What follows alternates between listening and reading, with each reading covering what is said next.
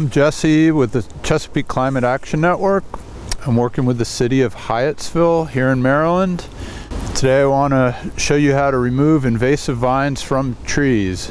Invasive vines are a major threat to our canopy trees here in the city of Hyattsville and around Maryland. Here I've walked into the forest. I found a tree that's covered with invasive English ivy. First I look up to make sure that this tree is worth saving, that it's not dead. You can tell if there are a bunch of dead limbs or if the tree is a stump, then we'll know it's probably not worth our time to remove the vines from this tree. But here this tree looks to be in pretty good health. It's covered with mature English ivy. It's fruiting. That means it's going to be spread by birds. There are a number of invasive vines here in Maryland. I don't see any poison ivy on this tree.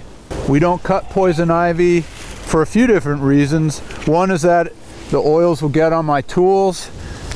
The other is that I'll get the poison ivy on myself. Here in a forest situation, poison ivy is a valuable plant for wildlife. But most people probably don't want poison ivy in their yards. So I would leave it up to them whether to cut the poison ivy. Just to see what we're working with, I'm going to shave these leaves off to expose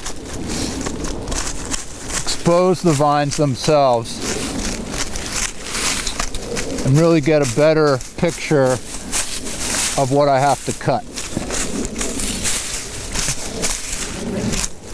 In a perfect situation, we want to create a window on the trunk of the tree from your head to your foot.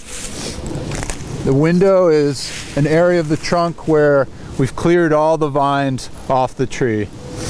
But we also don't want the perfect to be the enemy of the good. We don't need to remove every single leaf. We don't need to remove every single vine. The most important thing is that we cut the vines as low as possible. One of the most important things to do is to make sure you don't damage the trunk of the tree. So as we're going around cutting these vines or sawing, I've got a pruning saw right here and I've got a simple garden shear or clipper as well. These are the two most important tools that you'll need. So we can go around the tree, look for the vines. If they easily come off, you can pull them off using the butt of your clipper. You can just pull them off simply like this. But if they're stuck on, you don't want to remove them because that'll damage the bark of the tree. The most important thing with these big thick ones is to cut it down low. You don't want to pull the vines down because sometimes you can remove, you can damage the tree, but you can also pull dead branches down on top of you. So you don't want to really pull. You just want to clip them off and get them out of your way. And we just keep going around. We're looking for every vine that we can to cut so that this tree will be cleared of vines. So here we have more or less a window where I've cut every single vine around the base of this tree, up top and down low. I do one last check to make sure that I've cut everything. And now we've saved one more tree here in the city of Hyattsville.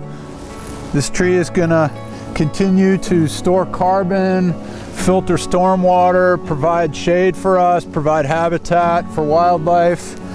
Trees are super important to our community.